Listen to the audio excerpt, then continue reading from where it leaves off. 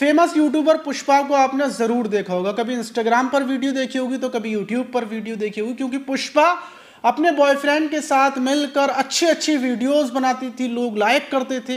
लेकिन अचानक से खबर आती है कि पुष्पा के बॉयफ्रेंड ने ही, जिसके साथ वो वीडियो बनाती थी, जिसके लिए उसने अपना घर परिवार सब छोड़ दिया था, उसी बॉयफ्रेंड ने पुष्पा की बड़ी प्लानिंग से हत्या कर डाली। और हत्या करने के बाद सबसे ज्यादा वही रो रहा था। लेकिन अचानक से सिर्फ एक गलती की वजह से वो पकड़ा गया, और जब पकड़ने के बाद पुलिस ने उससे पूछा कि आखिर तुम पुष्पा के साथ वीडियो बनाकर फेमस हुए, फिर ऐसा क्या हुआ, तुमने पुष्पा की हत्या कर दी।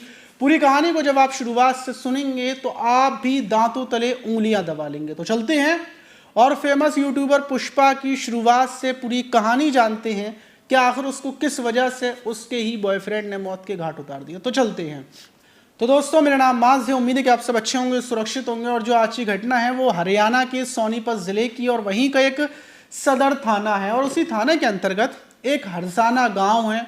और पुलिस को सूचना मिलती है 3 अक्टूबर को, जो हरसाना गांव है वहां पर फेमस यूट्यूबर जो पुष्पा है उसने गलत कदम उठा लिया है और उसने ख़त्म कर लिया अपने आप को। जब पुलिस को ये सूचना मिलती है, पुलिस पहुंचती है पुष्पा के घर पर, क्योंकि भाई वहाँ पर सोनीपत में हर एक इंसान पुष्पा को जानता है, क्योंकि वो हरियाणवी नाटक बनाती है, रील्स बनाती है, गानों पर रील्स बनाती है, हर तरह की वो रील्स बनाती है, इसलिए पुलिस भी जानती थी। पुलिस पहुँचती है, पुलिस शॉक्ड कि आखिर मतलब पुष्पा ने ऐसा कदम क्यों उठाया। जब पुलिस उसके घर पर पहुंचती है तो पुष्पा ज़मीन पर पड़ी हुई थी, पुष्पा के गले पर रस्सी का निशान था। वहीं जो पुष्पा के साथ में वीडियो बनाने वाला लड़का था संदीप, वो दहाड़े मार मार कर रो रहा था वहीं पर, और मोहल्ले के लोग इकट्ठा थे।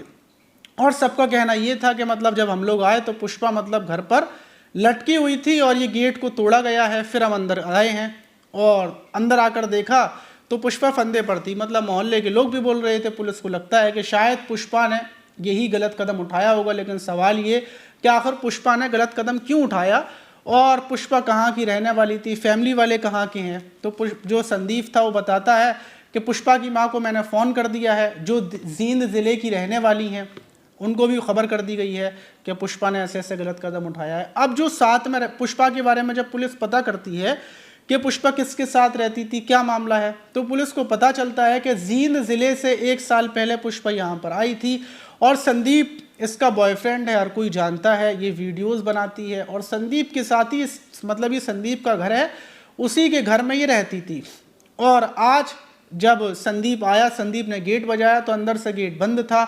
संदीप ने मोहल्ले वालों को इकट्ठा किया, और उसके बाद गेट को तोड़कर जब सब लोग अंदर आए तो देखा कि पुष्पा पंखे पर, जो घर का मतलब नीचे वाला कमरा है, वहीं पर झूल रही थी। के बाद पुलिस जो पुष्पा की बॉडी थी उसको उठाकर पोस्टमार्टम के लिए भेज देती है।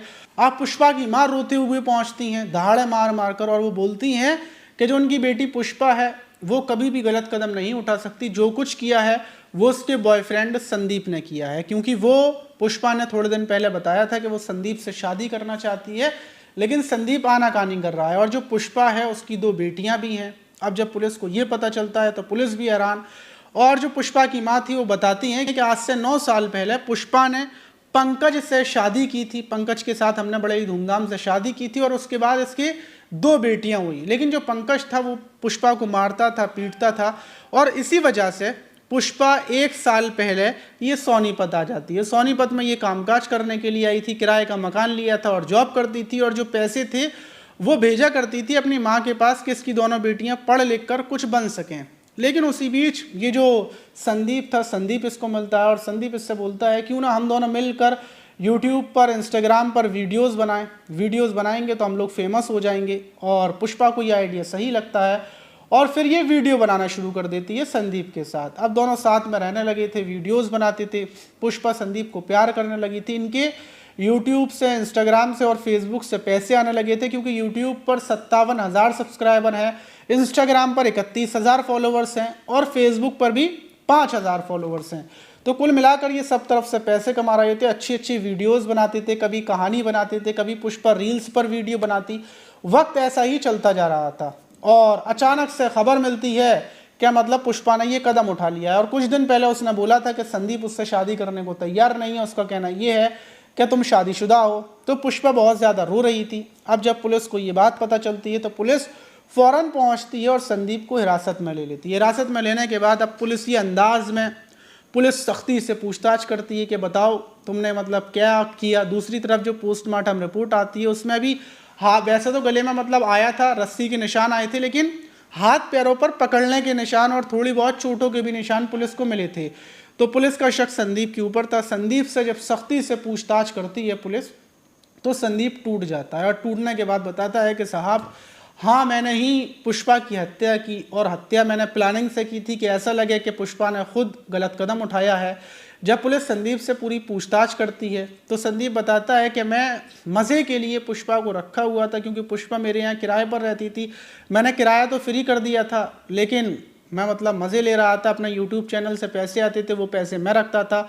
ज़िंदगी बड़ी बढ़िया चल रही थी। और दूसरी चीज़, जब मैंने पुष्पा से संबंध बनाए थे तो मुझे पता था कोई शादी का नाटक नहीं होगा, क्योंकि पुष्पा तो पहले से शादीशुदा है। लेकिन अब आकर वो मुझसे इतना प्यार करने लगी थी कि वो अपने पति को छोड़ने को तैयार थी, अपने बच्चों को, अपनी माँ को, सबको छोड़ने को तैयार थी, सिर्फ मुझसे शादी करने के लिए। और वो शादी की ज़िद लगाई हुई थी और मैं टेंशन में था, क्योंकि मैं तो शादी करता एक जवान लड़की से, ये तो मैं सिर्फ वीडियो बनाता था ऐसी शौक में ही और मज़े लेने के लिए संबंध बनाता था। लेकिन ये मामला फंसने के बाद मैं टेंशन में आ गया था और पुष्पा ने फैसला कर लिया था कि वो हर हाल में मुझसे ही शादी करेगी। तो फिर मैंने प्लानिंग सोची और प्लानिंग मैंने ये सोची कि ज़्यादातर सेलिब्रिटीज़ और ज़्यादातर लोग, क्योंकि पुष्पा के इस टाइम पर व्यूज़ भी अच्छे नहीं आ रहे थे तो वो टेंशन में चल रही थी, तो मैंने सोचा अगर पुष्पा को मतलब मैं एक प्लानिंग के तहत ऐसा मामला कर दूं कि सबको ये लगे कि पुष्पा ने खुद गलत कदम उठाया है तो सही रहेगा। और फिर मैंने 3 अक्टूबर को मतलब पहला पुष्पा को मारा और मारने के बाद मतलब पहले मैंने उसका रस्सी से ही, क्योंकि मुझे मालूम था हाथ का इस्तेमाल नहीं करना, रस्सी से उसकी गला दबा कर मतलब हत्या कर दी, क्योंकि मैं घर के अंदर था। और फिर उसके बाद मैंने उसको पंखे पर टांग दिया और टांगने के बाद मैं गेट अंदर से बंद कर पीछे वाला जो रास्ता है वहाँ से नीचे कूद गया और कूद कर फिर वापस घूम कर आया, क्योंकि गेट अंदर से बंद होता तो सबको यही लगेगा पुष्पा ने गलत कदम उठाया है।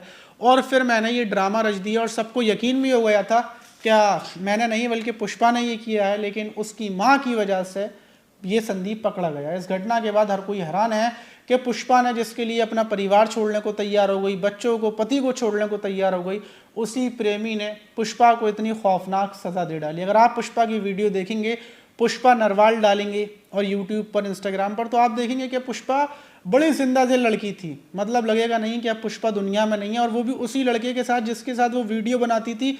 लोग बोलते थे कि आपकी जोड़ी बड़ी अच्छी लगती है, उसी लड़के ने ऐसी घटना दी थी। तो इस टाइम पर आप भरोसा किसी पर नहीं कर सकते, किसके क्या दिमाग में चल रहा है कुछ नहीं पता। आप इस घटना पर क्या बोलना चाहेंगे कि संदीप को क्या सज़ा मिलनी चाहिए? कमेंट बॉक्स में ज़रूर बताइएगा। मिलते हैं किसी और वीडियो में, जब तक के लिए अपना ख्याल रखें, सुरक्षित रहें, सावधान रहें।